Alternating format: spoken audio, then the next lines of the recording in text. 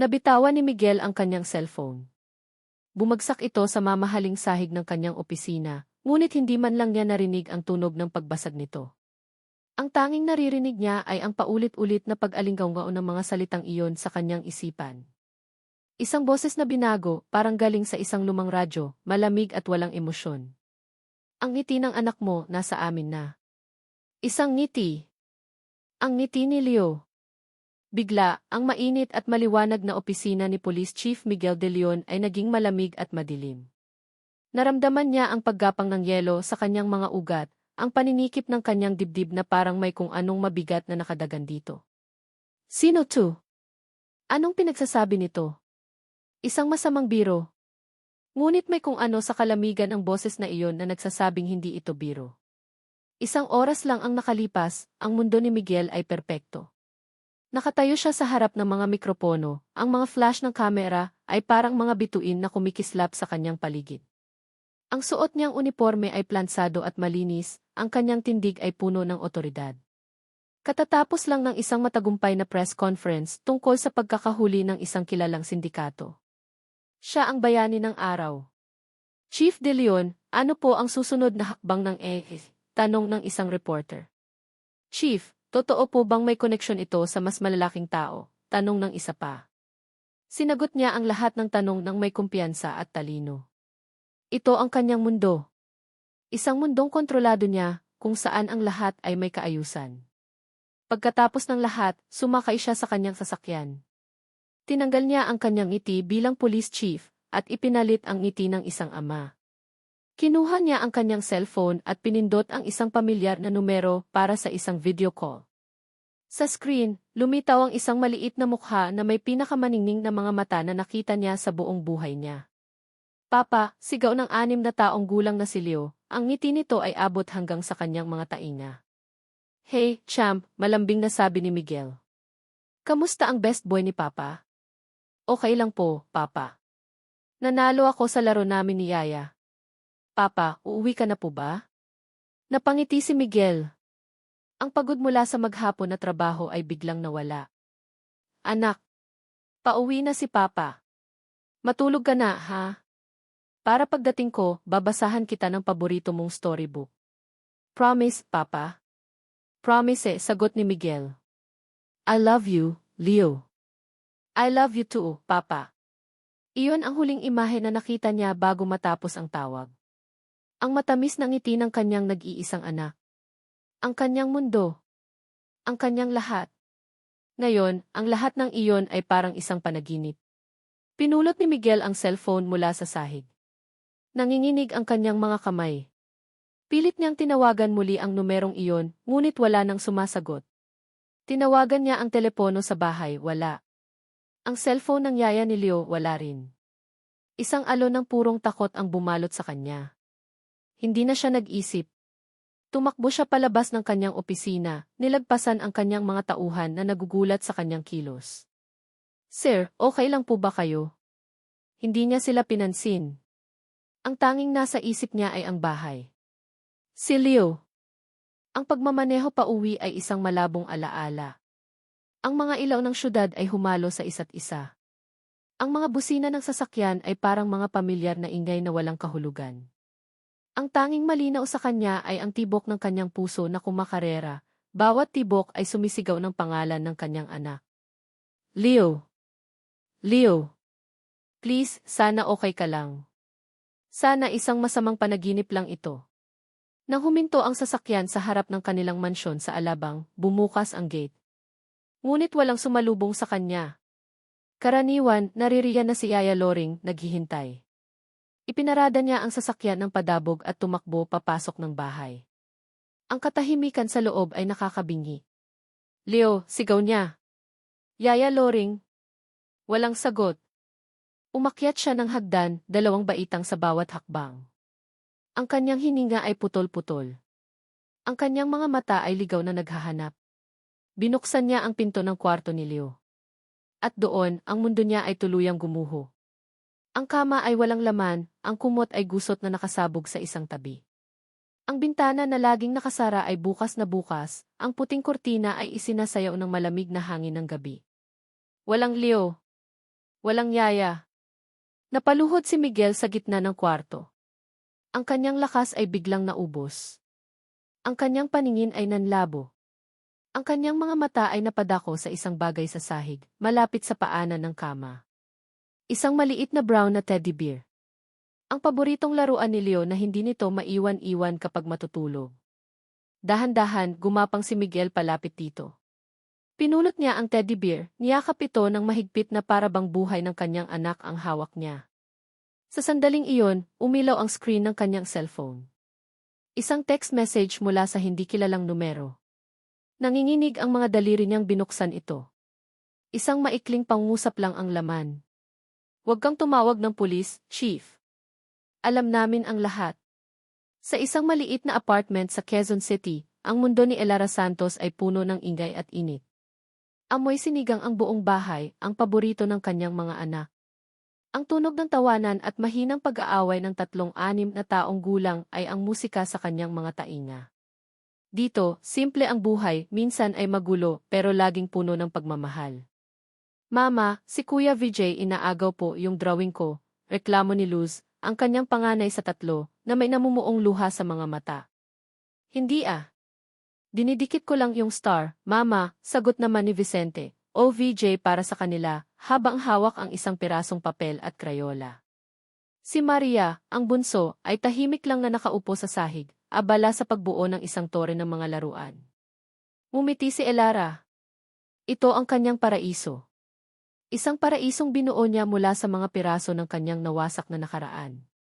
7 taon na ang lumipas mula nang tumakas siya sa isang buhay na akala niya ay para sa kanya. 7 taon na siyang nabubuhay para sa 3 milagrong ito. Hayaan mo na si Kuya, Luz. Gagawa na lang tayo ulit mamaya, malambing niyang sabi, habang hinahalo ang sabaw. VJ, halika dito, tulungan mo si Mama na ihanda ang mesa. Tumakbo si Vicente palapit sa kanya, masunurin gaya ng dati. Habang naghahanda sila ng hapunan, nakabukas ang maliit nilang telebisyon sa sala. Karaniwan ay cartoons ang palabas, pero ngayon, napunta ito sa isang news channel. Hindi niya ito pinansin, hanggang sa isang pamilyar na pangalan ang kanyang narinig. Ang tanging anak ng kilalang police chief na si Miguel de Leon. Biglang nanigas si Elara. Nabitawan niya ang sandok na hawak niya at gumawa ito ng malakas na kalansing sa sahig. Ang kanyang mga mata ay napako sa screen. Nandoon siya. Si Miguel. Pero hindi ito ang Miguel na nakilala niya. Ang lalaking nasa DC ay mukhang pagod, wasak at desperado. Ang kanyang mga mata ay namumugto, ang kanyang boses ay basag habang nakikiusap sa kung sinumang kumuha sa kanyang anak. Pagkatapos, ipinakita ang litrato ng bata. Isang batang lalaki na may malalaking mata at isang ngiti na parang pamilyar. Isang ngiting nakita na niya dati sa salamin. Sa mukha ni Vicente. Sa mga mata ni Luz. Sa hugis ng labi ni Maria. Si Leo de Leon. Naramdaman ni Elara ang paglamig ng kanyang buong katawan. Ang mainit na kusina ay biglang naging nagyelo. Ang ingay ng kanyang mga anak ay biglang humina, naging isang malayong ugong na lang. Ang tanging nakikita niya ay ang mukha ng batang iyon. At ang mukha ni Miguel. Anak niya. Bigla, bumalik ang isang alaala. 7 taon na ang nakalipas. Nasa malaking kusina sila ng mansyon ng mga De Leon. Gabi na at tapos na ang kanyang mga gawain, pero nagpaiwan siya para tulungan si Miguel na magbake ng cake para sa kaarawan ni Doña Victoria. Napuno ng harina ang kanilang mga damit at mukha. Ang kalat mo, Ella, natatawang sabi ni Miguel, habang dahan-dahan niyang pinupunasan ng daliri ang harina sa dulo ng ilong ni Elara. Ang simpleng haplos na iyon ay nagpadala ng kuryente sa buong katawan ni Ella. Nagkatitigan sila. Sa ilalim ng mga ilaw ng kusina, sa gitna ng katahimikan ng gabi, nawala ang lahat. Walang amo, walang katulong. Mayroon lang isang lalaki at isang babae na nagmamahalan. Iyon ang gabing nagbago ang lahat. Napapikit si Elara, pilit na iwinawaksi ang alaala. Ang gabing iyon ang simula ng kanilang lihim na pag-iibigan. At iyon din ang naging simula ng kanyang katapusan sa bahay na iyon. Mama, okay ka lang po. Napatingin si Elara kay Luz na ngayon ay nakatayo sa tabi niya, ang maliliit nitong kamay ay nakahawak sa kanyang palda. Nakatingin sa kanya ang tatlo niyang anak, ang kanilang mga mukha ay puno ng pag-aalala. Pumantay siya sa kanila at niyakap silang tatlo ng mahigpit. Naramdaman niya ang init ng kanilang maliliit na katawan, ang tibok ng kanilang mga puso. Ang kanyang tatlong dahilan para mabuhay. Ang kanyang tatlong sikreto.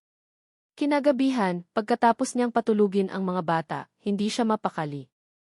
Umupo siya sa dilim ng kanilang sala, habang paulit-ulit na pinapanood sa kanyang cellphone ang balita. Ang mukha ni Miguel, ang mukha ni Leo. Ang batang iyon kapatid ng mga anak niya.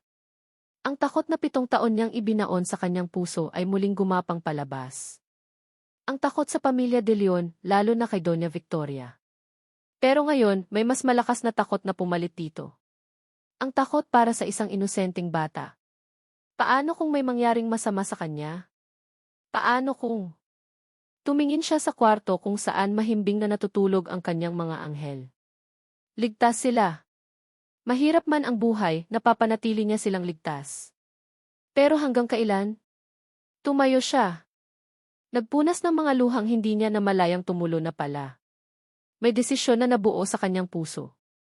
Isang desisyon na nakakatakot, pero kailangan niyang gawin. Hindi na siya pwedeng magtago. Hindi na ngayon. Kinabukasan, maaga niyang ginising ang mga bata. Luz, VJ, Maria, maligo na kayo. May pupuntahan tayo, sabi niya, ang kanyang boses ay pilit na pinatatatag. Dinala niya sila sa presinto ng pulisya. Ang lugar ay magulo at maingay, puno ng mga taong nagmamadali at nagsisigawan. Napayakak sa kanya ang tatlo niyang anak, takot sa kanilang paligid. Hinawakan ni Elara ang kanilang mga kamay ng mahigpit. Lumapit siya sa desk sergeant, isang pulis na mukhang pagod na. Miss, ano nang kailangan mo? Tanong nito nang hindi man lang tumitingin sa kanya. Huminga ng malalim si Elara. Gusto ko sanang makausap si Police Chief Miguel de Leon. Tinaasan siya ng kilay ng pulis. May appointment ka ba? Maraming tao ang gustong kumausap sa kanya ngayon. Tungkol ba saan? Sabihin niyo na lang po tungkol ito sa anak niya. Napatingin ang pulis sa kanya, pagkatapos ay sa tatlong batang nakakapit sa kanya. Bigla, nagbago ang itsura nito. May tinawagan ito sa telepono. Pagkatapos ng ilang minuto ng paghihintay na parang habambuhay, isang pinto ng opisina ang bumukas. Lumabas si Miguel de Leon. Ang kanyang damit ay gusot, ang kanyang buhok ay magulo. May maitim na bilog sa ilalim ng kanyang mga mata. Mukha siyang lalaking hindi natulog sa loob ng 1 taon. Nang makita niya si Elara, huminto siya. Ang buong mundo ay parang huminto. Isang pagkilala. Isang gulat. Ang mga mata ni Miguel ay puno ng mga tanong na hindi masabi. 7 taon. 7 taon na nawala si Elara na parang bula. At ngayon, narito siya. Dahan-dahan, ang tingin ni Miguel ay bumaba. Mula sa mukha ni Elara, napunta ito sa 3 maliliit na bata na nakahawak sa kamay niya. 3 pares ng mga mata ang sumalubong sa tingin niya. Ang mga mata ni Luz. Ang mga mata ni Vicente. Ang mga mata ni Maria. Ang kanyang mga mata. Ang kanyang sariling mga mata na nakatitig sa kanya mula sa 3 maliliit na mukha na hindi niya pa nakikita kailanman. Ang biyahe papunta sa mansyon ng mga De Leon ay nababalot ng isang nakabibinging katahimikan. Si Miguel ang nagmamaneho, ang kanyang mga kamay ay mahigpit na nakakapit sa manibela na para bang doon siya kumukuha ng lakas. Bawat sandali, sumusulyap siya sa rearview mirror. Doon, nakikita niya ang 4 na figura sa likod. Si Elara, na nakatingin lang sa labas ng bintana, at ang 3 bata na tahimik na nakaupo, pinagmamasdan ang bawat kilos niya. Hindi alam ni Miguel kung ano ang iisipin. Ang utak niya, nasanay sa paglutas ng mga komplikadong kaso, ay blanko ngayon. Ang tanging alam niya ay kailangan niyang protektahan ang mga taong ito. Kung totoo man ang sinasabi ng mga mata nila, kung sila nga ay. Hindi niya kayang tapusin ang iniisip. Masyadong mabigat. Nang pumasok sila sa malaking gate ng Villa de Leon, naramdaman ni Elara ang pamilyar na kaba. Ang bawat puno, bawat hardin, bawat bato sa daan ay nagpapaalala sa kanya ng nakaraan. Ang masasayang sandali. At ang masakit na pagtatapos. Huminto ang sasakyan sa harap ng malaking pinto ng mansyon. Bago pa man sila makababa, bumukas ito. At doon nakatayo si Doña Victoria de Leon. Ang kanyang postura ay perpekto, ang kanyang damit ay elegante, at ang kanyang mukha ay parang isang maskara na gawa sa yelo. Walang nagbago sa kanya. Siya pa rin ang reyna sa kanyang palasyo. Ang mga mata ni Doña Victoria ay dumaan kay Miguel at pagkatapos ay dumapo kay Elara. May isang kisap-matang pagbabago sa kanyang ekspresyon, isang bahagyang panlalaki ng mga mata, isang pag-igting ng kanyang panga. At pagkatapos, ang tingin niya ay bumaba sa tatlong batang nakahawak sa kamay ni Elara. Para silang mga estatwa na nakatayo sa harap ng mansyon. Ang hangin ay biglang lumamig. Miguel, anong ibig sabihin nito? Tanong ni Doña Victoria. Ang kanyang boses ay kalmado, ngunit may pahiwatig ng papalapit na bagyo. Bakit mo dinala ang babaeng yan dito? Ang tanong ay parang latigo na humampas sa hangin. Ang pagkasuklam sa boses ni Doña Victoria ay hindi maitatago. Bago pa man makasagot si Miguel, kinuha niya ang inisyatiba. Humakbang siya paharap, bahagyang tinatakpan si Elara at ang mga bata mula sa matalim na tingin ng kanyang ina. Ma, sa loob tayo mag-usap. Ang kanyang boses ay pagod, ngunit may diin. Isang utos, hindi pakiusap. Pumasok sila sa malawak na sala ng mansyon. Ang lamig ng aircon at ang amoy ng floor wax ay sumalubong kay Elara, kasama ng mga alaalang matagal na niyang kinalimutan. Walang nagbago sa lugar. Ang mga mamahaling vase, ang malalaking painting, ang grand piano sa sulok, lahat ay pareho. Ang pakiramdam ng pagiging dayuhan sa lugar na ito ay muling bumalik. Humarap si Doña Victoria sa kanila, ang kanyang mga braso ay nakakrus sa dibdib. Miguel, hinihintay ko ang paliwanag mo. Sa gitna ng krisis na ito, sa panahong hinahanap natin ang apo ko, bakit mo dinala ang isang magnanakaw sa pamamahay ko? Ang salitang magnanakaw di ay tumama kay Elara na parang sampal. Napayuko siya at mas hinigpitan ang hawak sa kamay ng kanyang mga anak. Naramdaman niya ang panginginig ni Luz. Hindi siya magnanakaw, mariing sabi ni Miguel. Isang mapaklang tawa ang kumawala sa mga labi ni Doña Victoria. Talaga?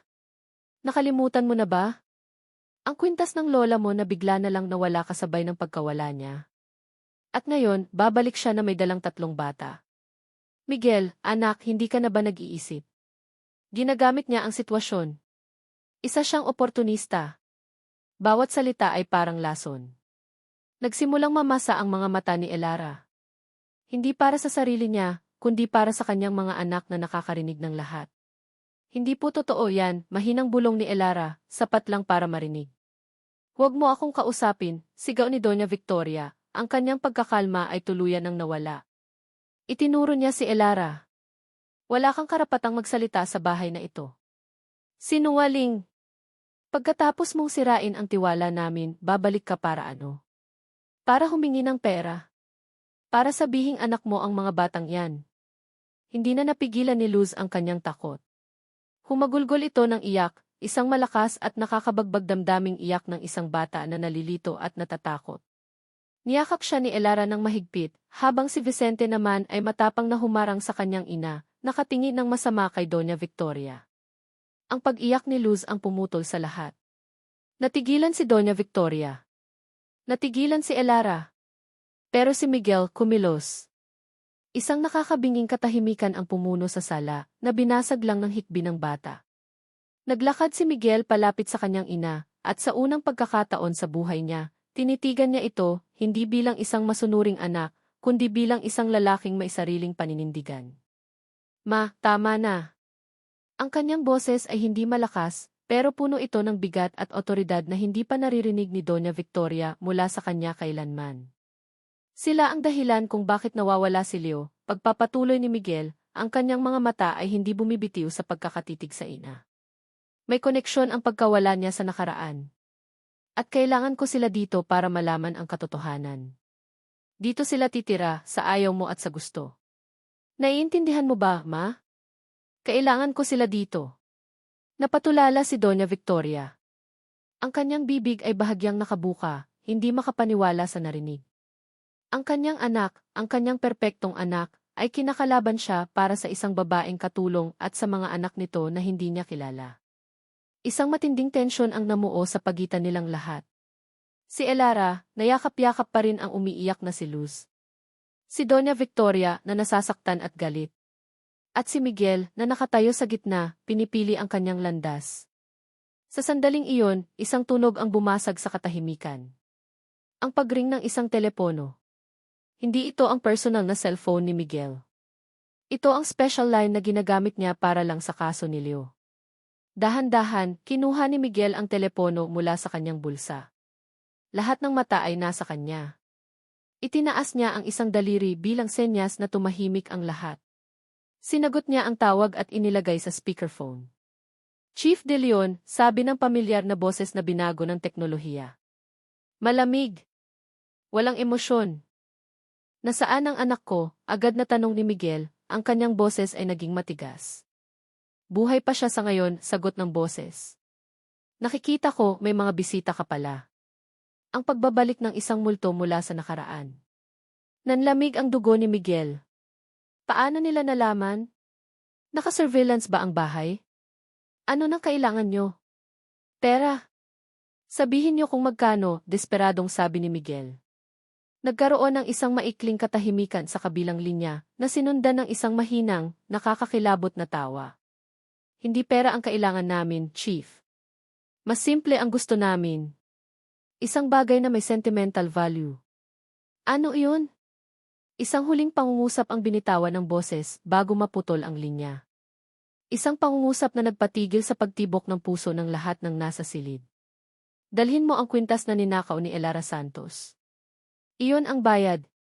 Ang katahimikan na sumunod sa tawag ay mas mabigat kaysa sa mga sigaw kanina. Nakatayo si Elara sa gitna ng malawak na sala, pakiramdam niya ay lumiit siya. Ang lahat ng mata ay nakatuon sa kanya. Ang mga mata ni Doña Victoria ay puno ng pagtatagumpay at panunumbat. Ang mga mata ni Miguel ay puno ng pagkalito at isang tanong na hindi niya masabi. Narinig mo ba iyon, Miguel? Basag ni Doña Victoria sa katahimikan, ang boses niya ay maihalong pait. Kahit ang mga kidnapper, alam ang totoo. Ibalik mo ang kwintas, babae. Kung may kinalaman ka sa pagkawala ng apo ko di. Wala akong kinuha, biglang sigaw ni Elara. Ang kanyang boses ay nanginginig, hindi sa takot, kundi sa galit at frustrasyon na naipon sa loob ng 7 taon. Humarap siya kay Miguel, ang kanyang mga mata ay nagsusumamo. Miguel, maniwala ka. Wala akong ninakaw. Isa itong patibong. Tinitigan siya ni Miguel. Nakita niya ang desperasyon sa mga mata nito, ang katapatan. Pero ang katotohanan ay nananatili, ang buhay ng anak niya ay nakasalalay sa isang kwintas na nawawala, isang kwintas na si Elara ang huling pinagbintangan. Kailangan nating mag-usap, sabi ni Miguel, hindi kay Doña Victoria, kundi kay Elara. Tayong dalawa lang. Iniwan nila si Doña Victoria sa sala, ang mukha nito ay puno ng pagtutol. Dinala ni Miguel si Elara at ang 3 bata sa library, isang silid na bihirang gamitin ni Elara noon. Isinara ni Miguel ang pinto. Anong nangyari noong gabing umalis ka, Ella? Tanong niya, ang kanyang boses ay mas mahinahon na ngayon. Sabihin mo sa akin ang lahat. Bawat detalye. Umupo si Elara sa isang silya, habang ang 3 niyang anak ay tahimik na umupo sa sahig malapit sa kanya, nakakaramdam ng bigat ng sitwasyon. Huminga siya ng malalim at sinimulan niyang ikwento ang gabi na pilit niyang kinalimutan. Naglilinis ako sa kwarto ni Doña Victoria, simula niya. Nakita niya ako. Nakita niya ang mga text mo sa cellphone ko. Alam na niya ang tungkol sa atin. Isang flashback ang dumaan sa isip ni Elara. Ang matalim na tingin ni Doña Victoria, ang mga salitang binitiwan nito. Layuan mo ang anak ko. Hindi ka nababagay sa pamilyang ito. Pinagbintangan niya ako, pagpapatuloy ni Elara, ang kanyang boses ay basag na. Sinabi niyang nakita niya akong binubuksan ang kanyang jewelry box. Sumigaw siya. Tinawag niya ang mga security guard. Wala akong nagawa, Miguel. Walang naniwala sa akin. Ang tingin nilang lahat sa akin parang isa akong basura. Habang nagsasalita si Elara, pinapanood siya ni Miguel. Nakikita niya ang sakit sa bawat salita. Bakit hindi mo ako tinawagan? Bakit hindi mo ako hinintay? Mahinang tanong ni Miguel. Napatingin si Elara sa kanya, may luha na namumuo sa kanyang mga mata. Dahil sinabi niya na kapag hindi ako umalis, sisirain niya hindi lang ang buhay ko, kundi pati ang sayo. Naisa akong iskandalo na sisira sa karir mo. Ayokong maging pabigat sa'yo, Miguel. Kaya umalis ako. Natahimik si Miguel. Naalala niya ang sinabi ng kanyang ina noong araw na iyon. Umalis na siya, anak. Nahuli ko siyang nagnanakaw. Huwag mo nang isipin yun. Mas mabuti na to para sa'yo. At naniwala siya. Dahil mas madaling maniwala kaysa kalabanin ang sarili niyang ina. Wala akong kinuha, ulit ni Elara, ang kanyang boses ay halos isang bulong na. Pangako. Ang bigat ng kanyang mga salita ay tumagos sa puso ni Miguel. Sa unang pagkakataon, nagsimula siyang magduda. Hindi kay Elara, kundi sa sarili niyang ina. Ilang sandali walang nagsalita. Ang tanging maririnig ay ang tahimik na paglalaro ng mga bata sa isang sulok. Tumayo si Vicente at lumapit kay Miguel. Inabot nito ang isang maliit na laruang kotse. Para sa'yo po, sabi ng bata na may seryosong mukha. Napatingin si Miguel sa bata. Ang hugis ng kanyang mukha, ang kanyang mga mata. Para siyang nakatingin sa isang maliit na bersyon ng kanyang sarili. Kinuha niya ang laruan at isang kakaibang pakiramdam ang dumaloy sa kanya. Isang koneksyon. Salamat, sabi ni Miguel sa bata, isang maliit na ngiti ang sumilay sa kanyang mga labi. Ang sandaling iyon ay nagbigay sa kanya ng kalinawan. Lumabas siya ng library at kinuha ang kanyang cellphone. Naglakad siya palayo para hindi marinig ni Elara. May tinawagan siyang isang tao na pinagkakatiwalaan niya, isang veteranong investigador na kasama niya sa trabaho. Sarge, kailangan ko ng tulong mo, sabi ni Miguel sa telepono. May isang kaso, 7 taon na ang nakalipas. Isang kaso ng pagnanakaw dito sa Villa de Leon. Ang biktima, ang nanay ko. Ang suspect, isang Elara Santos. Kailangan kong malaman ang lahat ng detalye sa police report. Lahat. Lalo na kung sino ang opisyal na nag-report ng insidente. It's urgent. Pagkatapos ng tawag, bumalik siya sa library. Nakita niyang inaayos ni Elara ang buhok ni Luz, habang si Maria naman ay nakasandal na sa balikat niya, inaanto. Isang eksena ng pagiging ina na hindi pa niya nakikita noon. Isang eksena na nagparamdam sa kanya ng isang bagay na matagal na niyang hinahanap, ang pakiramdam ng isang tunay na pamilya. Habang pinapanood niya sila, ang kanyang mga duda ay lalong lumalalim. Paano kung nagsasabi ng totoo si Elara? Paano kung ang buong pundasyon ng kanyang buhay ay itinayo sa isang kasinungalingan? Ang pag-iisip na iyon ay mas nakakatakot kaysa sa banta ng mga kidnapper. Lumipas ang isang oras. Ang mga bata ay nakatulog na sa isang mahabang sofa. Si Elara ay nakaupo sa tabi nila, binabantayan sila. Si Miguel ay nakatayo malapit sa bintana, naghihintay. Biglang nagring ang kanyang cellphone. Ang investigador. Sir, sabi ng boses sa kabilang linya. Anong nalaman mo, Sarge? Tanong ni Miguel, ang kanyang puso ay biglang bumilis. Sir, nakuha ko na po ang kopya ng report. Kakaiba nga po, sir. Bakit kakaiba? Dahil ang pangalan na nakalagay sa report bilang complainant, ang taong opisyal na tumawag sa presinto para i-report ang pagnanakaw. Huminga ng malalim ang investigador. Sir, ang nag-report ng pagnanakaw ay hindi si Doña Victoria. Isang dating kasosyo ng pamilya ninyo. Isang Ginoong Mendoza. Mendoza. Ang pangalan ay umalinggaw sa isip ni Miguel, parang isang pamilyar na kanta na hindi niya maalala ang pamagat. Mga kasosyo sa negosyo. Matagal na. Mula pa noong bata siya. Sarge, kailangan kong malaman ang lahat tungkol sa pamilya Mendoza, sabi ni Miguel sa telepono, ang kanyang boses ay biglang naging malamig at propesyonal. Lahat ng business dealings nila sa pamilya ko, ang kasaysayan nila, kung nasaan na sila ngayon. I-email mo sa akin ang lahat ng makukuha mo. ASAP. Bumalik siya sa library. Nakita niya si Elara na mahimbing nang natutulog sa isang silya. Ang ulo niya ay nakasandal sa sofa, kung saan payapang natutulog ang 3 niyang anak. Kahit sa pagod, kitang-kita ang pag-aalala sa kanyang mukha. Pinagmasdan sila ni Miguel. 4 na taong bigla na lang bumalik sa buhay niya, at ngayon, ang kanilang mga kapalaran ay nakatali sa isang krimen na nangyari 7 taon na ang nakalipas. Isang krimen na pinag-ugnay ng isang pangalan, Mendoza. Hindi siya makapaghintay. Naglakad siya papunta sa kanyang home office at binuksan ang kanyang computer. Gamit ang kanyang access bilang police chief, sinimulan niyang mag-research. Mga lumang artikulo, business registries, financial reports. Unti-unti, nabubuo ang isang kwento. Ang Mendoza Prime Holdings ay isang umuusbong na kumpanya noon. Naging kakumpetensya sila ng De Leon Enterprises sa ilang malalaking proyekto. Pagkatapos, isang serye ng kamalasan ang nangyari sa kanila. Isang bigla ang hostile takeover attempt. Mga akusasyon ng pandaraya. Mga kontratang biglang nakansela.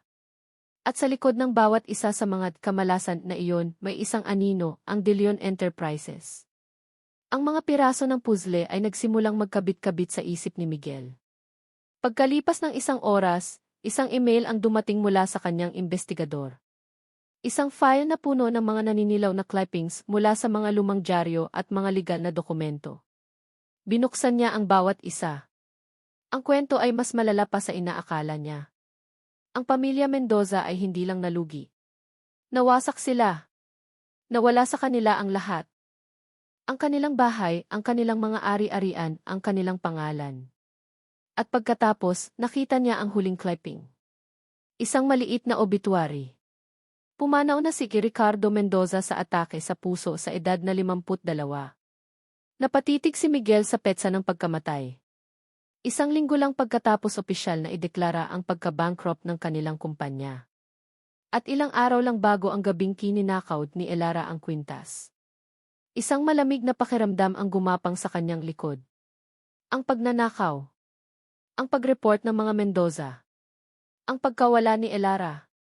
Ang pagbagsak ng kanilang pamilya. Lahat ay konektado. At ngayon ang pagdukot kay Leo. Hindi ito tungkol sa pera. Ito ay paghihiganti. Isang plano na 7 taon na inihanda. Isang paghihiganting naglalayong sirain hindi lang ang pera ng mga De Leon, kundi ang kanilang mga sikreto. Tumayo si Miguel, ang kanyang mga kamay ay nakakuyom. Kailangan niyang malaman ang katotohanan mula sa isang tao. Nakita niya ang kanyang ina sa sala, kalmadong nagbabasa ng isang libro, na para bang walang nangyayari. Ang imahe ng kapanatagan na iyon ay biglang naging kasuklam-suklam sa kanyang paningin. Ma, sabi niya, ang kanyang boses ay walang emosyon. Tumingin si Doña Victoria mula sa kanyang libro. Anak, may balita na ba? Sino ang mga Mendoza, ma? Diretsong tanong ni Miguel. Bahagyang nagulat si Doña Victoria sa tanong, pero mabilis itong nakabawi. Mga dating kasosyo. Matagal na iyon. Bakit mo na itanong? Pinabagsak ba natin sila? Natahimik ang kanyang ina. Ibinaba nito ang libro. Miguel, negosyo lang iyon. May nananalo, may natatalo. Namatay si Ing Mendoza dahil sa atin, ma, hindi na napigilan ni Miguel ang sarili. At bakit sila ang nag-report ng pagnanakaw kay Elara? Ang mukha ni Doña Victoria ay biglang namutla. Sabihin niyo sa akin ang totoo, ma, pagpapatuloy ni Miguel, ang kanyang boses ay nagbabanta. Ano ang ginawa ninyo? Tinitigan siya ni Doña Victoria, ang kanyang mga mata ay nanlilisik. Ang maskara ng pagiging mahinahon ay tuluyan ng nabakbak. Ginawa ko ang nararapat, sigaw niya. Ako ang nagsabi sa kanila na i-report yun. Kapalit ng isang maliit na pabor na hindi ko naman tinupad. Kailangan kong tanggalin ang babaeng iyon sa buhay mo. Isa siyang distraksyon. Isang kahihiyan. Ginawa ko lang ang lahat ng iyon para sa'yo. Para sa kinabukasan mo. Para sa pangalan ng pamilyang ito. Sa sandaling iyon, ang mundo ni Miguel ay gumuho. Ang imahe ng kanyang ina, ang matatag, kagalang-galang, at mapagmahal na matriarch, ay nabasag at naging abo. Ang nakikita niya ngayon ay isang babaeng kayang manira ng buhay ng ibang tao para lang sa sarili niyang kagustuhan. Nasusuka siya. Tinalikuran niya ang kanyang ina nang walang sinasabing salita. Bumalik siya sa library. Gising na si Elara, tahimik na pinapanood ang mga natutulog na bata. Lumapit si Miguel sa kanya.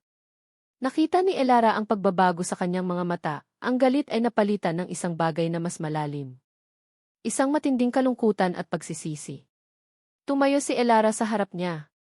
Patawad, Ella, halos pabulong na sabi ni Miguel, ang kanyang boses ay puno ng sakit. Ang dalawang salitang iyon ay naglalaman ng bigat ng 7 taong pagkakamali. Naniwala ako sa kanila. Hindi na kailangan ng paliwanag.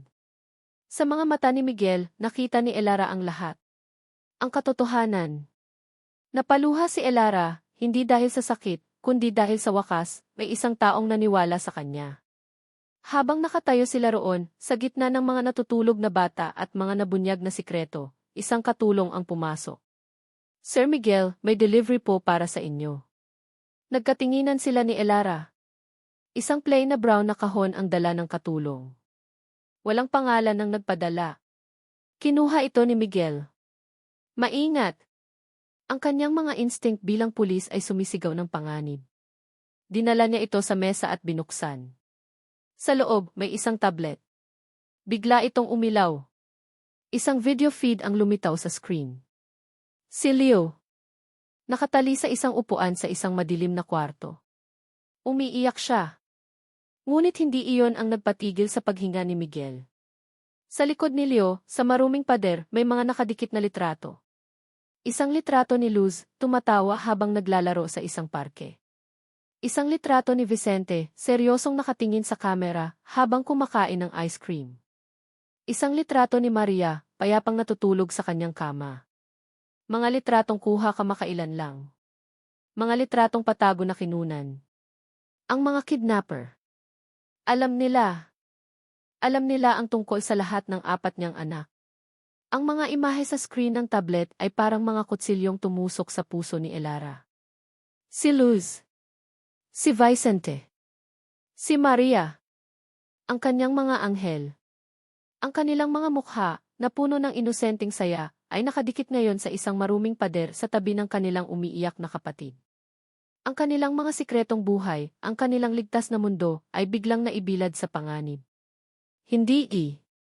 Pabulong na sabi ni Elara, ang kanyang mga kamay ay napahawak sa kanyang bibig para pigilan ang isang sigaw. Naramdaman niyang nanlamig ang kanyang mga paa at parang bibigay ang kanyang mga tuhod. Bago pa siya bumagsak, naramdaman niya ang isang braso na umalalay sa kanya. Si Miguel. Hinawakan siya nito ng mahigpit at sa isang sandali, sumandal siya sa lakas nito. Alam na nila. Ang katotohanang 7 taon niyang itinago para protektahan ang kanyang mga anak ay alam na ngayon ng mga halimaw na kumuha kay Leo. Lahat sila ay target. Ang takot na naramdaman ni Elara kanina ay walang-wala kumpara sa purong, dalisay na takot na bumabalot sa kanya ngayon. Ito ay ang takot ng isang ina. Kailangan nating umalis dito, sabi niya, ang kanyang boses ay nanginginig at puno ng pagmamadali. Humiwalay siya sa pagkakahawak ni Miguel at nilapitan ang mga natutulog niyang anak. Kailangan kong ilayo ang mga anak ko. Sinimulan niyang gisingin si Luz. Anak, gising. Aalis na tayo. Ella, sandali, sabi ni Miguel, sinusubukang pakalmahin siya. Hindi, sigaw ni Elara, ang kanyang mga mata ay nag-aapoy sa takot. Hindi mo naiintindihan, Miguel. Pinapanood na nila tayo. Matagal na. Paano nila nakuha ang mga litratong yan? Sinusundan nila kami. Hindi kami ligtas dito. Sinimulan niyang hilahin si Luz na naguguluhan at inaantok pa. Gumising na rin si Vicente at Maria. Takot sa biglaang pagbabago sa boses ng kanilang ina. Ella, makinig ka sa akin, sabi ni Miguel, hinawakan ang kanyang braso para pigilan siya. Saan kayo pupunta? Kung sinusundan nga nila kayo, malalaman nila kung saan kayo magtatago. Kahit saan. Kahit saan basta malayo dito, giit ni Elara, ang kanyang pag-iisip ay nagiging desperado. Kasalanan ko to, kung hindi na lang sana ako bumalik. Kung nanahimik na lang sana ako ni. Hindi mo kasalanan to, Mariing, sabi ni Miguel. Hinawakan niya ang magkabilang balikat ni Elara at pinilit siyang tumingin sa kanya. Ella, look at me. Walang kasalanan dito kundi ako. At ang pamilya ko. Ngayon, kailangan nating mag-isip ng maayos. Ang pagtakas ang pinakadelikadong gawin ngayon. Anong gusto mong gawin ko? Umupo dito at hintayin kunin din nila ang mga anak ko. Ang mga luha ay tuluyan ng bumuhos mula sa kanyang mga mata. Hindi, sagot ni Miguel, ang kanyang boses ay matatag at puno ng isang bagong determinasyon. Ang pinakaligtas na lugar para sa inyo ngayon ay sa tabi ko. Nagkatitigan sila. Sa gitna ng gulo, ng takot, at ng mga nabunyag na kasinungalingan, may isang bagay na nagsimulang mabuo sa pagitan nila. Isang marupok na sinulid ng tiwala. Huwag mo akong iwan ulit, Ella, pakiusap ni Miguel, ang kanyang boses ay halos isang bulong. May pagsusumamo sa kanyang mga mata. This time, poprotektahan ko kayong lahat. Pangako. Ang pangakong iyon. Ang parehong pangako na narinig niya mula sa kanya 7 taon na ang nakalipas sa ilalim ng puno sa hardin ng mansyon. Pero ngayon, iba na ang tunog nito. Mas totoo. Mas mabigat. Dahan-dahan tumango si Elara. Ang kanyang mga balikat ay bumagsak sa pagod at pagsuko. Niyakap niyang muli ang kanyang mga anak na ngayon ay tahimik na umiiyak. Mula sa may pintuan, nakatayo si Doña Victoria. Narinig niya ang lahat. Nakita niya ang eksena. Ang kanyang anak na nangangako ng proteksyon sa ibang pamilya. Ang kanyang mga mata ay nagliliyab sa galit at isang pakiramdam na hindi niya maintindihan, selos.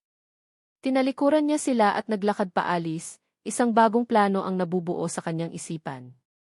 Sa library, umupo sina Miguel at Elara sa harap ng tablet. Paulit-ulit nilang pinanood ang video, bawat detalye ay kanilang sinusuri. Ang klase ng pader. Ang tunog sa background. Ang klase ng tali na ginamit kay Leo. Magkatabi sila sa sofa, ang kanilang mga balikat ay halos magkadikit. Ang distansya sa pagitan nila, na 7 taon ang haba, ay unti-unting nawawala. Hindi dahil sa pagmamahalan, kundi dahil sa isang-iisang layunin, ang kaligtasan ng kanilang mga anak. Ang anino dito, sabi ni Elara, itinuturo ang isang sulok ng screen.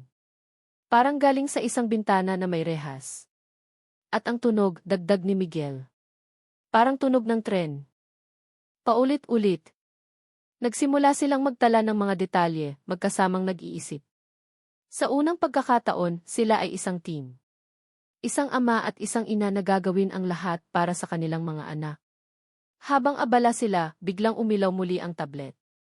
Isang text message. Isang address. Isang warehouse sa may riles ng tren sa Pandakan. Isang oras. Bukas ng gabi. At isang utos. Mag-isa kang pumunta, Elara Santos. Dalhin mo ang kwintas. Nanigas si Elara. Huwag, agad na sabi ni Miguel. It's trap. Pero si Leo Z. May iba tayong paraan, sabi ni Miguel. Ngunit may isang huling mensahe na lumabas na para bang nababasa ng mga kidnapper ang kanilang mga isip. Huwag mong subukang magdala ng pulis, Chief. At huwag mong subukang ipalit si Elara. Kilala namin ang mukha niya. Isang maling galaw at hindi mo na makikita ang kahit isa sa mga anak mo. Ang bayad sa kalayaan ni Leo ay ang pagharap ni Elara sa kasalanan niya. Nakatayo si Doña Victoria sa kanyang ingranding silid-tulugan sa harap ng isang salamin na may gintong kwadro. Ngunit hindi ang sariling refleksyon ang tinitingnan niya. Ang kanyang mga mata ay nakatuon sa isang lumang litrato na nakapatong sa kanyang tokador. Ang litrato ng kanyang kasal. Siya, na isang batang nobya, nakangiti ng buong tamis. At ang kanyang asawa, ang yumaong si Don Alejandro de Leon, na nakatingin sa kanya ng may pagmamahal. Naalala niya ang mga pangarap nila noon. Ang pagbuo ng isang imperyo. Ang pagpapalaki ng isang anak na magmamana ng lahat ng kanilang pinaghirapan. Lahat ng ginawa niya, lahat ng sakripisyo, ay para sa pangarap na iyon. Para mapanatiling malinis at makapangyarihan ang pangalang De Leon. Ngayon, ang lahat ng iyon ay nanganganib na gumuho. At ang dahilan? Ang babaeng iyon. Si Elara. Mula sa kanyang bintana, tanaw niya ang library kung saan magkasamang nakaupo si Miguel at Elara. Magkadikit. Nag-uusap. Isang eksena na parang kutsilyong sumasaksak sa kanyang puso. Ang kanyang anak, ang kanyang tanging anak, ay unti-unting inaagaw mula sa kanya. Ang respeto nito, ang tiwala nito, ang atensyon nito. Lahat ay napupunta sa babaeng iyon na dapat ay matagal nang nawala sa kanilang buhay. Hindi niya ito matatanggap. Si Elara ang virus. Ang cancer. At kailangan itong tanggalin bago pa man kumalat at sirain ang lahat. Si Leo. Mahal niya ang kanyang apo. Ngunit sa baluktot na pananaw ni Victoria, kahit ang kaligtasan ni Leo ay nakasalalay sa pagkawala ni Elara. Kung mawawala ang ugat ng problema, manunumbalik ang lahat sa dati. Babalik si Miguel sa kanya. Babalik ang kaayusan sa kanilang pamilya. Isang malamig at desperadong desisyon ang nabuo sa kanyang isipan. Isang desisyon na walang atrasan. Kinuha niya ang kanyang cellphone at pumasok sa kanyang walk-in closet para walang makarinig. Pinindot niya ang isang numero na bihirang-bihira niyang tawagan, isang numero na para lang sa mga trabahong hindi pwedeng malaman ng batas. Rico, sabi niya nang may sumagot sa kabilang linya. Ma'am Victoria, sagot ng isang magaspang na boses. Si Rico ay isang dating security personnel ng pamilya, isang taong may malaking utang na loob at walang maraming tanong. May ipapagawa ako sa'yo, diretsong sabi ni Victoria. Kilala mo ba si Elara Santos? Ang dating katulong, ma'am? Opo. Pupunta siya bukas ng gabi sa isang warehouse sa Pandakan. Mag-isa. Ibinigay ni Victoria ang address at oras na nakita niya mula sa tablet kanina. Gusto kong abangan mo siya doon. Siguraduhin mong hindi na siya makakabalik. Natahimik sandali si Rico. Ma'am, ibig niyo po bang sabihin? Naiintindihan mo ang ibig kong sabihin, Rico, putol ni Victoria, ang kanyang boses ay walang bahid ng emosyon. Gawin mo ang lahat para hindi na siya makabalik. Kahit anong mangyari. Masusunod po, ma'am. At Rico, dagdag ni Victoria. Walang dapat makaalam nito. Lalo na si Miguel. Pagkatapos ng tawag, lumabas si Doña Victoria mula sa closet. Tumingin siyang muli sa salamin. Ang babaeng nakatingin pabalik ay kalmado. Determinado. Isang reyna na handang isakripisyo ang isang alagad para iligtas ang kanyang kaharian. Sa kanyang isipan, ginagawa niya ang tama. Tinatapos niya ang problema. Kinahapunan, nilapitan niya si Miguel sa sala. Si Elara ay nasa guest room kasama ang mga bata. Anak, malumanay na sabi ni Victoria, ang kanyang mukha ay puno ng peking pag-aalala. Nag-aalala ako. Huwag kang magtitiwala ng lubos sa babaeng yan. Baka kasabwat siya ng mga kidnapper. Tumingin si Miguel sa kanya, ang mga mata nito ay malamig. Ma, huwag na nating pag-usapan to. Pinapaalalahanan lang kita, Miguel, git niya. Ang pamilya ang pinakamahalaga. Tayo ang magkakampi dito. Ngunit ang mga salitang ti pamilya at ti magkakampi ay wala ng bigat para kay Miguel. Nang gabing iyon, hindi mapakali si Doña Victoria. Naglakad-lakad siya sa pasilyo ng kanyang malaking bahay. Nadaanan niya ang guest room. Bahagyang nakabukas ang pinto. Sumilip siya sa loob. Nakita niya si Elara na inaayos ang kumot ng tatlo niyang anak na mahimbing nang natutulog. Pagkatapos, umupo ito sa sahig sa tabi ng kama. Niyakap niya ang kanyang mga tuhod at tahimik na umiyak. Isang tahimik na pag-iyak ng isang inang natatakot para sa kanyang mga anak. Sa isang normal na sitwasyon, baka nakaramdam si Victoria ng awa. Pero hindi ngayon. Ang nakita niya ay kahinaan. Ang nakita niya ay isang hadlang. Tinalikuran niya ang eksena at bumalik sa kanyang kwarto. Kinuha niya ang kanyang cellphone at nag-text kay Rico. May pagbabago sa plano. Bago mo gawin ang dapat gawin, sabihin mo sa kanya na utos ko ito. Gusto kong malaman niya kung sino ang tumapos sa kanya.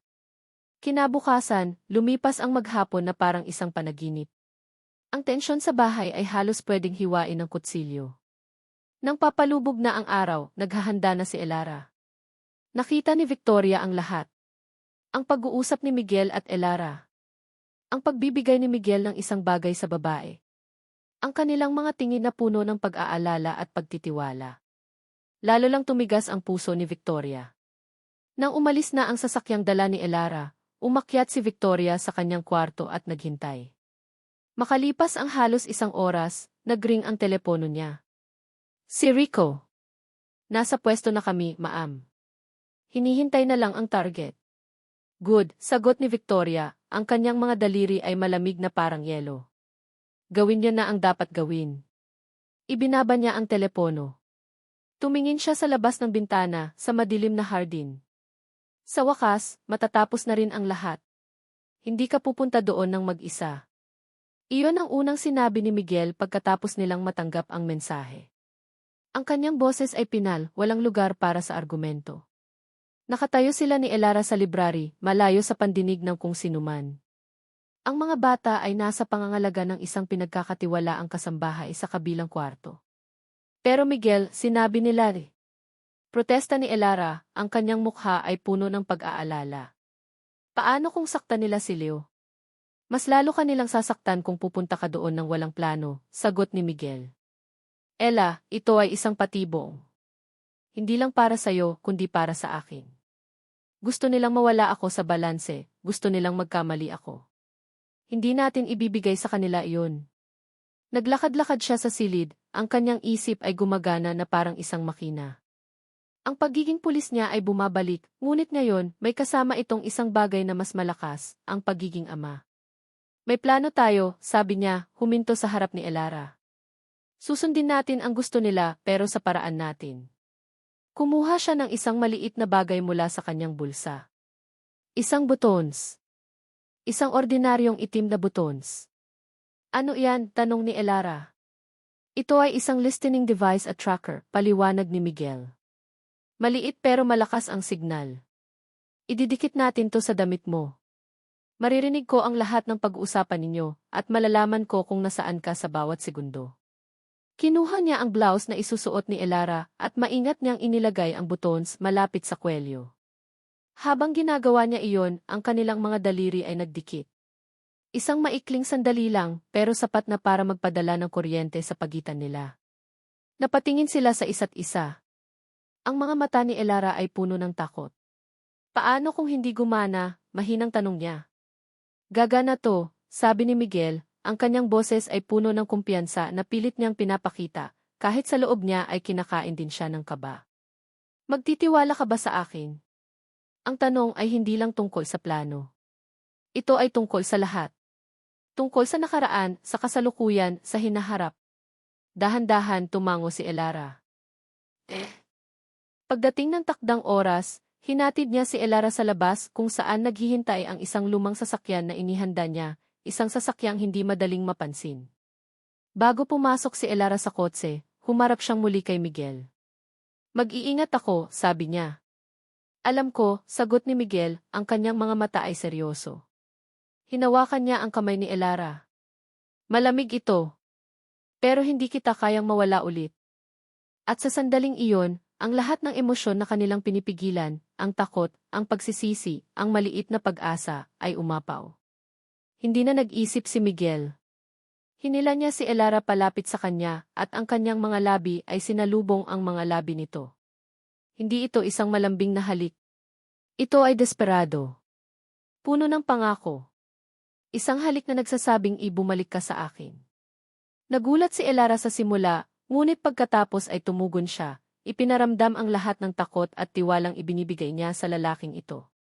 Nang maghiwalay sila, pareho silang humihingal. Babalik ako, pangako ni Elara. Pumasok siya sa sasakyan at pinaandar ito.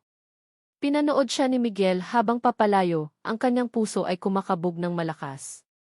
Bumalik siya sa loob ng bahay at dumiretso sa kanyang home office, kung saan nakaset up ang isang laptop at isang earpiece. Ang buhay ni Elara at ang buhay ng kanyang mga anak ay nakasalalay ngayon sa teknolohiya at sa tiwalang muli nilang binubuo. Inilagay niya ang earpiece sa kanyang tainga. Static. Pagkatapos, narinig niya ang tunog ng makina ng sasakyan. Ang tunog ng paghinga ni Elara. Okay, Ella. Naririnig kita, bulong niya, na para bang maririnig siya nito. Nandito lang ako. Lumipas ang mga minuto na parang oras. Sa screen ng laptop, nakikita niya ang isang maliit na kumikislap na pulang tuldok na gumagalaw sa mapa ng Maynila. Papalapit ito sa Pandakan. Ang tibok ng puso ni Miguel ay kasabay ng pagkislap ng pulang tuldok. Narinig niya ang paghinto ng sasakyan. Ang pagbukas at pagsara ng pinto. Ang tunog ng mga yabag ni Elara sa sementadong daan. Hello, narinig niyang sabi ni Elara, ang boses nito ay nanginginig. Nandito na ako. Katahimikan. Pagkatapos, isa pang serye ng mga yabag. Papalapit. Mag-isa ka lang ba? Isang magaspang na boses ang narinig ni Miguel. Hindi ito ang boses mula sa telepono. Iba ito. Sagot ni Elara. Nasaan ang kwintas? Ibibigay ko, pero nasaan si Leo? Huwag kang maraming tanong.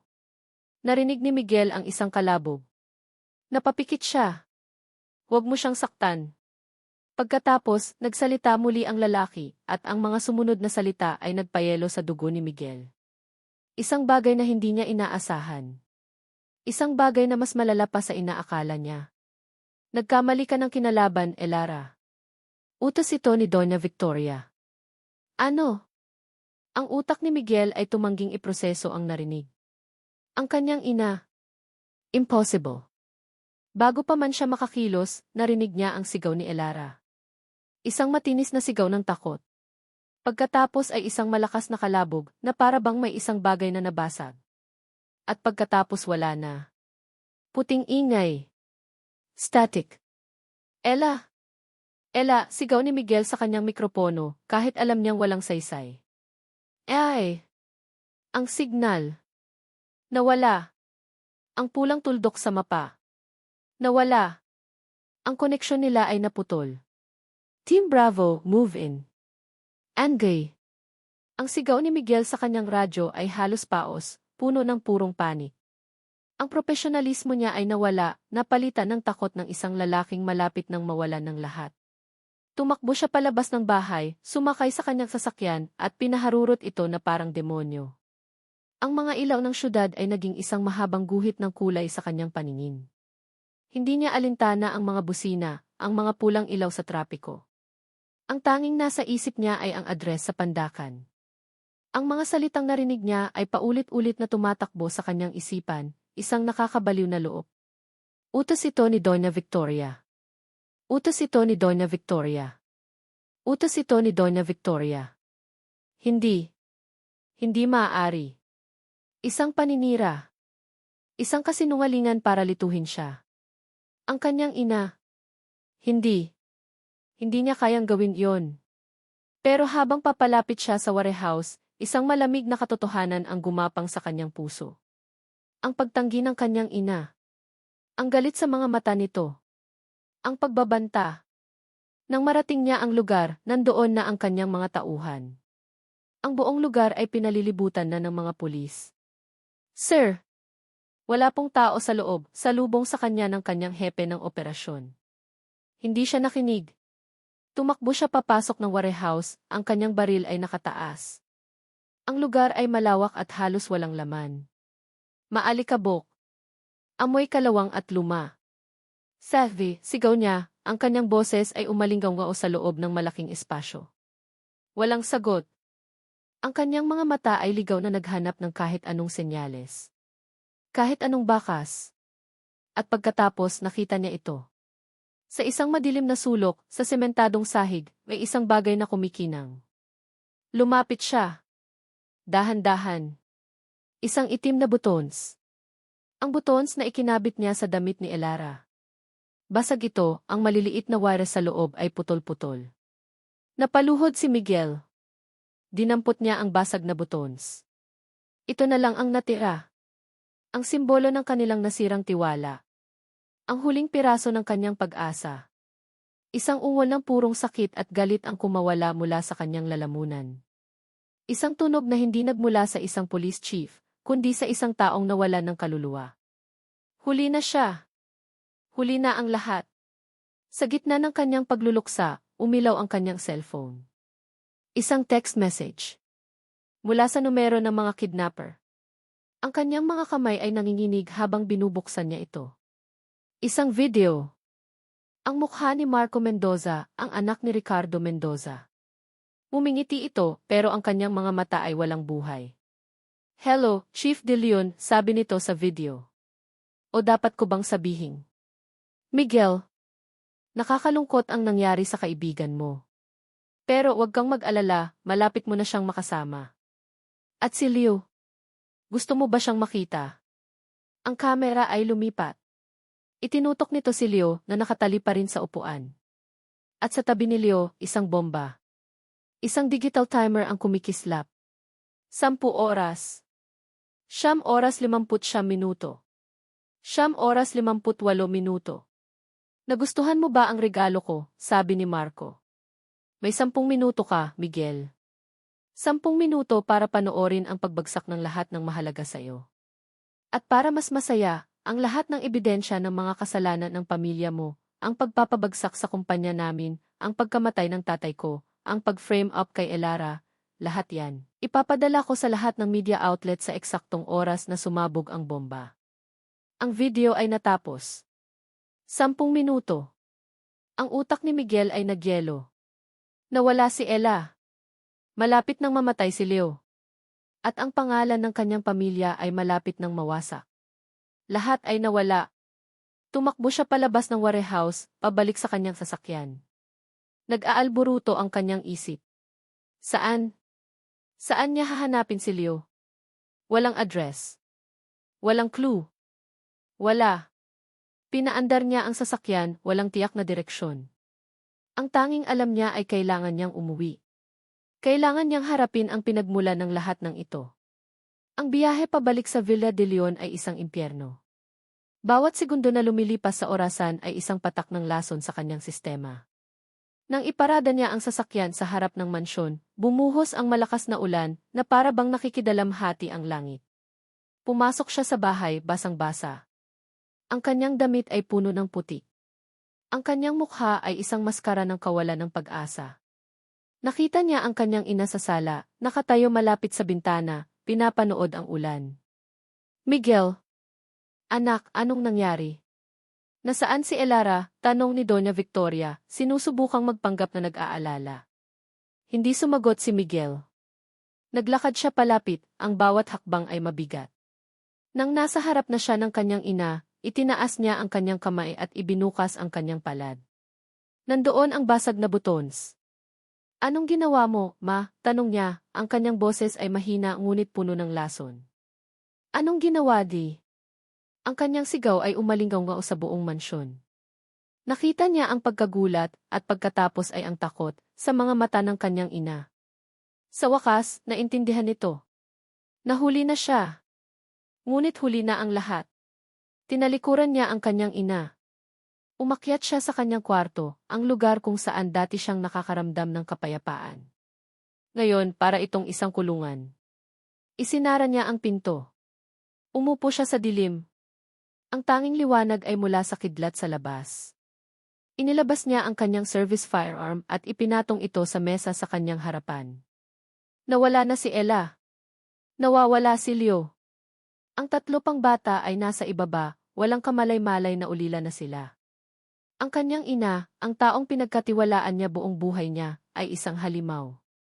Ang kanyang pangalan, ang kanyang karera, ang kanyang buong pagkatao, ay guguho sa loob ng ilang minuto. Wala na siyang kakampi. Wala na siyang mapagkakatiwalaan. Kahit ang sarili niya. Nakatitig siya sa baril. Sa dilim. Nag-iisa. Lahat ay nawala. Hindi patay si Elara.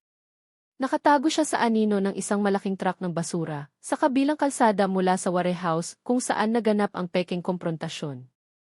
Ang kanyang puso ay kumakabog ng napakabilis, parang isang kabayong tumatakbo sa loob ng kanyang dibdib. Pinapanood niya ang pagdating ng mga pulis, ang pagmamadali ni Miguel, ang desperasyon sa mukha nito. Bawat hibla ng kanyang pagkatao ay gustong tumakbo palapit sa kanya, para sabihing, nandito ako. Ligtas ako. Pero hindi niya kaya. Hindi pa ngayon. Isang alaala ang bumalik sa kanya, isang pag-uusap kaninang hapon. Habang nag-aayos si Miguel ng mga plano at gamit, lihim na pumasok si Elara sa banyo at kinuha ang kanyang lumang cellphone. May isang tao lang siyang matatawagan. Isang kaibigan mula sa dati niyang buhay, bago pa man ang mga De Leon. Isang kaibigang may utang na loob sa kanya. Rina, bulong ni Elara sa telepono. Kailangan ko ng tulong mo. Isang malaking pabor. Ipinaliwanag niya ang plano. Ang plano ni Miguel. At ang sarili niyang plano. Hindi ako lubos na nagtitiwala sa kanila, Rina, sabi ni Elara. Lalo na sa nanay niya. May kutob ako. Isang masamang kutob. Ang plano ay simple. Si Rina, na halos kasing katawan niya, ang magmamaneho ng sasakyan. Si Rina ang magsusuot ng blusang may tracker. Si Rina ang magdadala ng peking kwintas. At si Elara? Susunod siya mula sa malayo, sakay ng isang tricycle, titiyakin na walang makakakita sa kanya. Isang anino. Mag-iingat ka, La, sabi ni Rina. Delikado to. Mas delikado kung wala akong gagawin, sagot ni Elara. Ngayon, sa gitna ng ingay ng mga sirena at pagbuhos ng ulan, napatunayan niyang tama ang kanyang kutob. Nakita niya ang dalawang lalaki na palihim na tumatakas mula sa likod ng warehouse, ang mga tauhan ni Doña Victoria. Sinundan niya sila ng tingin. Hindi sila pumunta sa direksyon ng Villa de Leon. Pumunta sila sa ibang direksyon. Sa direksyon ng isa pang warehouse, mga 1 kilometro ang layo. Isang mas luma, mas liblib at mas nakakatakot na lugar. Iyon na iyon. Ang totoong lungga.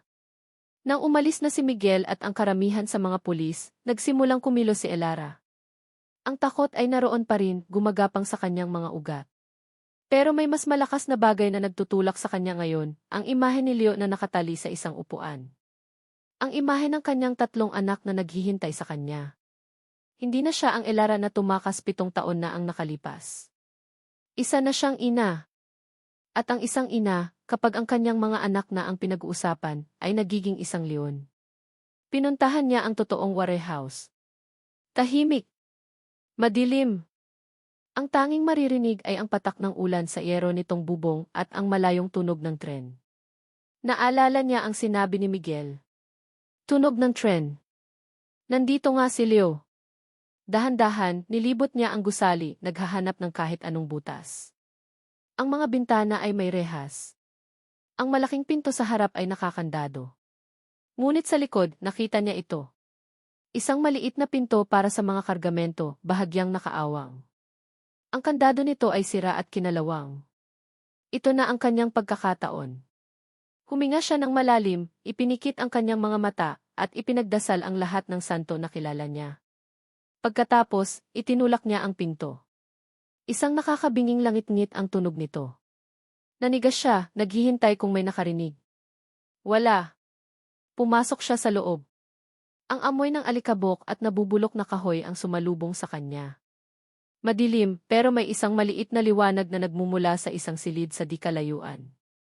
Bawat hakbang niya ay maingat. Ang kanyang mga pandinig ay alerto sa kahit anong tunog. Habang papalapit siya sa liwanag, may narinig siyang isang mahinang tunog. Isang hikbi. Ang hikbi ng isang bata. Bumilis ang tibok ng kanyang puso. Sumilik siya sa siwang ng pinto ng silid. At doon, nakita niya si Leo. Nakatali sa isang upuan, ang kanyang mukha ay puno ng luha. At sa tabi niya, ang kumikinang na digital timer ng isang bomba. Walang bantay. Walang tao sa paligid. Hindi na siya nag-isip. Ang kanyang instinct bilang ina ang nag-utos sa kanya. Pumasok siya sa silid. Leo, bulong niya. Napatingin ang bata sa kanya, ang mga mata nito ay puno ng takot at pagkalito. Idre, sabi ni Elara, papalapit sa kanya. Ako si Elara. Nandito ako para iligtas ka. Huwag kang mag-alala. Sinimulan niyang kalagan ang mga tali sa kamay ng bata. Ang buhol ay mahigpit. Nanginginig ang kanyang mga daliri. Sino ka po? Tanong ni Leo, ang boses nito ay nanginginig.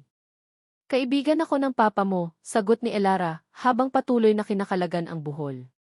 Malapit na tayong makaalis dito. Isa pang buhol. Malapit na. Malapit na niyang mapakawalan ang bata. Nang biglang, isang anino ang gumalaw sa sulok ng silid. Isang malamig na boses ang bumasag sa katahimikan. Hindi ganoon kadali, Yuna Santos. Nanigas si Elara. Dahan-dahan siyang lumingon.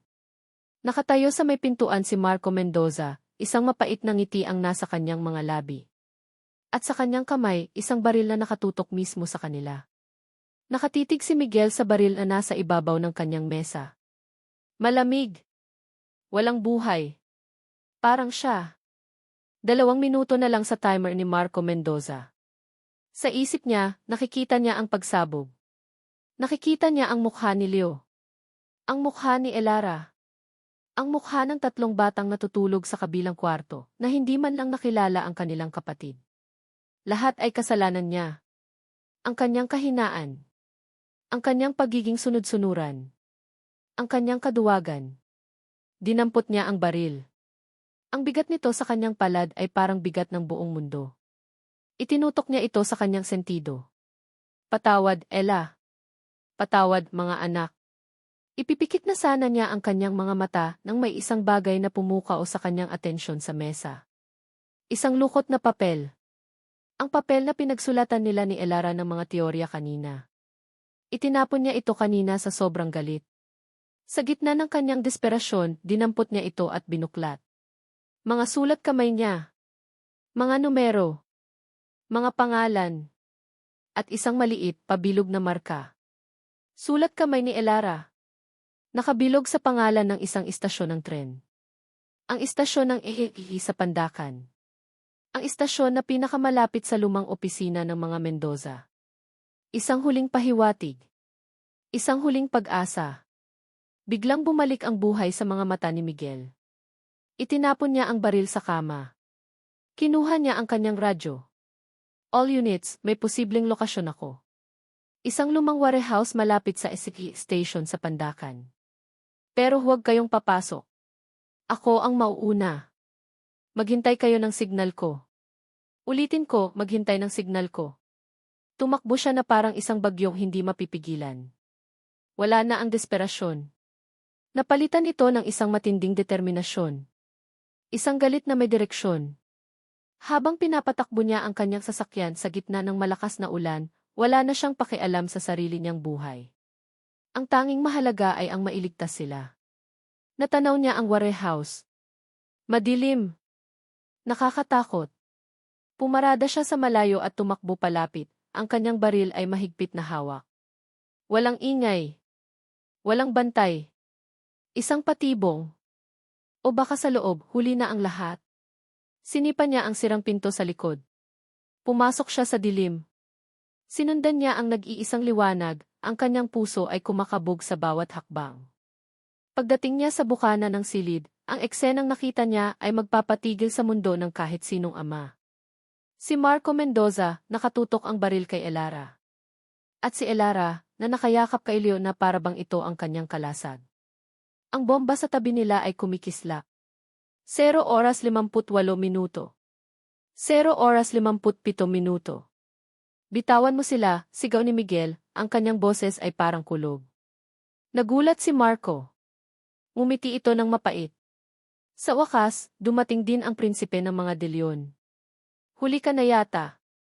Marco, itigil mo na to, pakiusap ni Miguel.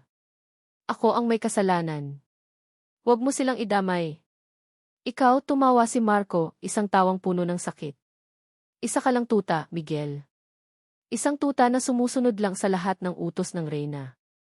Ang totoong may kasalanan? Ang nanay mo. Tumingin si Marco kay Elara. Alam mo ba, Ina Santos? Hindi lang pagnanakaw ang kasalanan na ibinibintang sa'yo.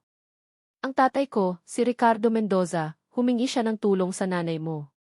Nangako si Doña Victoria na tutulungan niya ang kumpanya namin kung gagawin ng tatay ko ang isang maliit na pabor, ang i-report ka sa pulis para sa isang krimen na hindi mo ginawa. Ginawa ng tatay ko. Nagtiwala siya.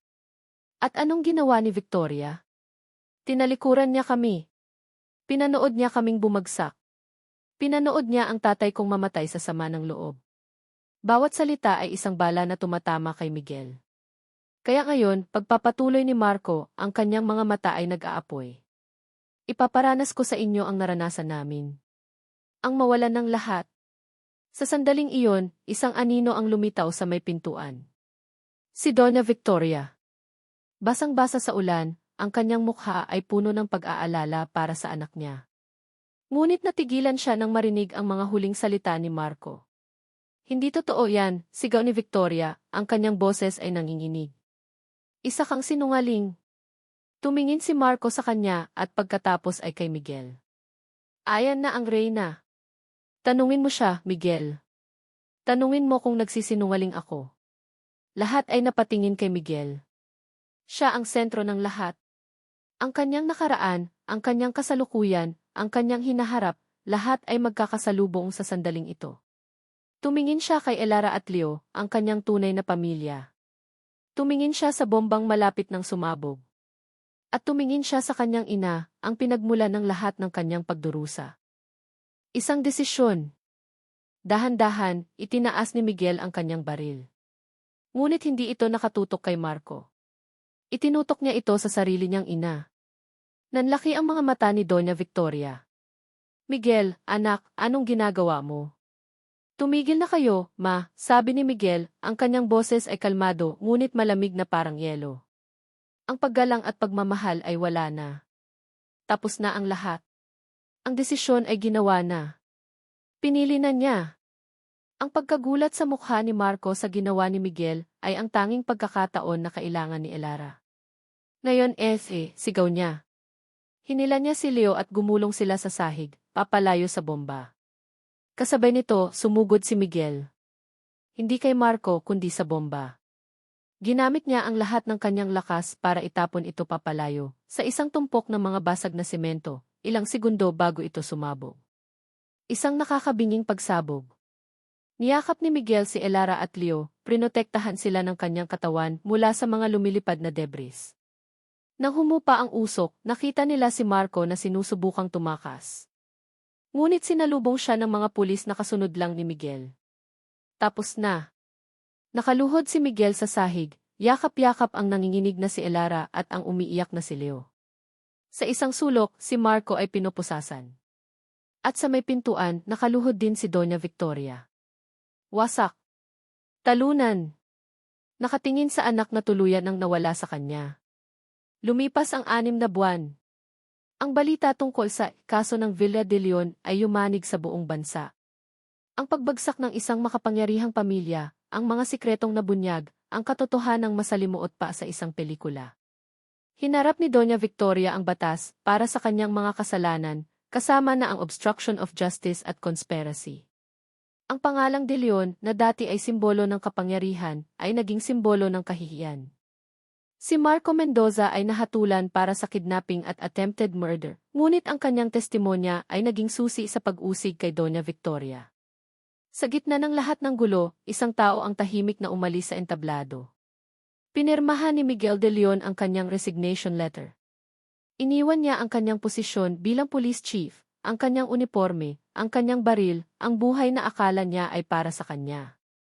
Sa huling araw niya sa opisina, habang nililigpit niya ang kanyang mga gamit sa isang kahon, walang lungkot sa kanyang puso. Tanging kapayapaan. Ang Villa de Leon ay naibenta. Ang mga mamahaling gamit ay na-auction. Ang lahat ng koneksyon sa nakaraan ay pinutol. Sa isang simpleng bahay sa isang tahimik na subdivision sa labas ng Maynila, isang bagong buhay ang nagsisimula. Ang amoy ng pintura ay nanunuot pa sa hangin. Magkasamang nagpipintura sina Miguel at Elara ng isang pader sa sala. Kulay dilaw. Ang kulay ng sikat ng araw at pag-asa. Medyo lampas ka, natatawang sabi ni Elara, habang pinupunasan ng basahan ang isang patak ng pintura sa sahig. Sorry naman, ngiting sagot ni Miguel, isang ngiting hindi napilit, isang ngiting totoo. May mansa ng pintura sa dulo ng kanyang ilong, at sa halip na punasan, hinayaan lang niya ito. Sa hardin sa labas, ang tunog ng tawanan ay pumupuno sa hangin.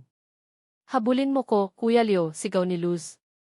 Si Leo, na ngayon ay masigla at malusog na, ay hinahabol ang kanyang 3 nakababatang kapatid. Walang bakas ng trauma sa kanyang mga mata, tanging ang saya ng isang batang sa wakas ay nahanap ang kanyang lugar. Tinanggap niya ang kanyang mga kapatid na parang matagal na silang magkakasama. Para kay Leo, hindi sila 3 bagong kapatid. Sila ay 3 piraso ng kanyang puso na hindi niya alam na nawawala pala. Sa kusina, naghahanda si Elara ng merienda. Lumapit si Miguel mula sa likod at niyakap siya. Ipinatong niya ang kanyang baba sa balikat ni Elara at pinanood ang mga bata sa labas. Masaya sila, bulong ni Miguel. Masaya tayo, pagtatama ni Elara, lumingon siya at hinalikan ito ng mabilis sa labi. Ang kanilang relasyon ay hindi isang whirlwind romance. Ito ay isang dahan-dahan na paghilom. Isang proseso ng pagbuo muli ng tiwala, hindi lang sa isa't isa, kundi sa kanilang mga sarili. May mga araw na mahirap. May mga gabing binibisita pa rin sila ng mga multo ng nakaraan. Ngunit sa bawat umaga, pinipili nilang harapin ang araw ng magkasama. Gabi. Ang buong pamilya ay nasa hapagkainan. 6 sila.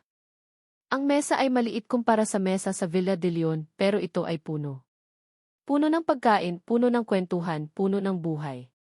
Papa, pwede po bang magkwento ka ulit mamaya? Tanong ni Leo.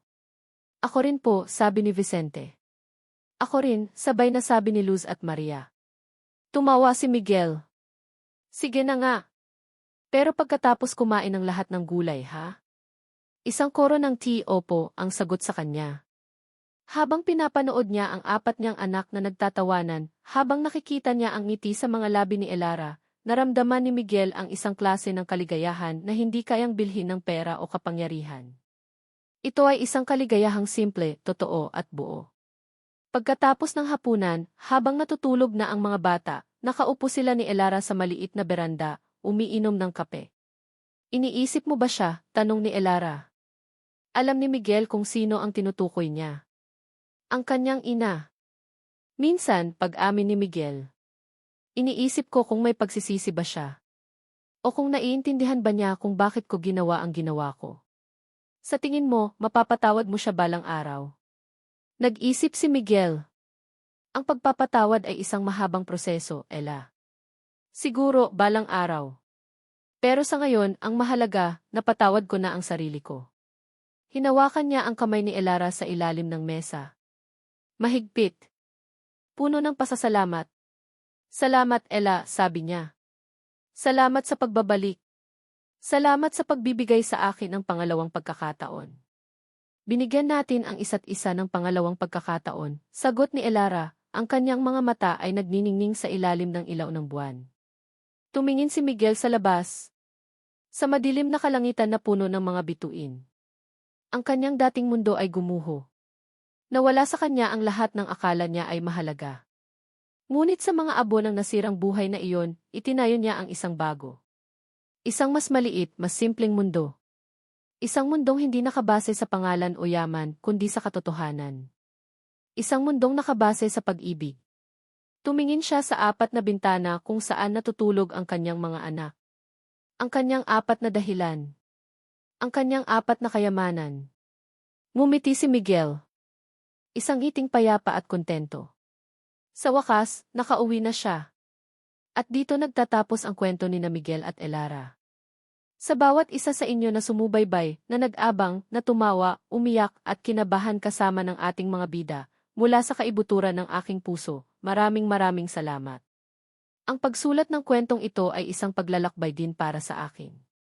Isang paglalakbay sa mga madidilim na sulok ng pagtataksil at sa pinakamaliwanag na bahagi ng pag-ibig. Nais kong lumikha ng isang kwento na hindi lang basta tungkol sa kilig, kundi tungkol din sa katatagan ng puso ng isang tao. Sa buhay, lahat tayo ay maaaring magkamali. Maaari tayong mabulag ng tungkulin, matakot sa sasabihin ng iba, o maniwala sa mga kasinungalingan. Ngunit ang kwento ni na Miguel at Elara ay isang paalala na hindi pa huli ang lahat para itama ang mga pagkakamali. Na ang tunay na lakas ay hindi nasusukat sa kapangyarihan o yaman, kundi sa kakayahang aminin ang katotohanan, humingi ng tawad at piliin ang pag-ibig sa kabila ng lahat.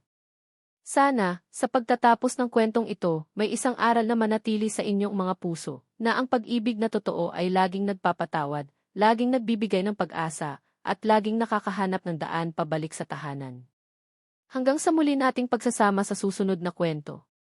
Ito ang inyong lingkod na laging umaasa na ang bawat salita ay mag-iwan ng marka sa inyong mga puso.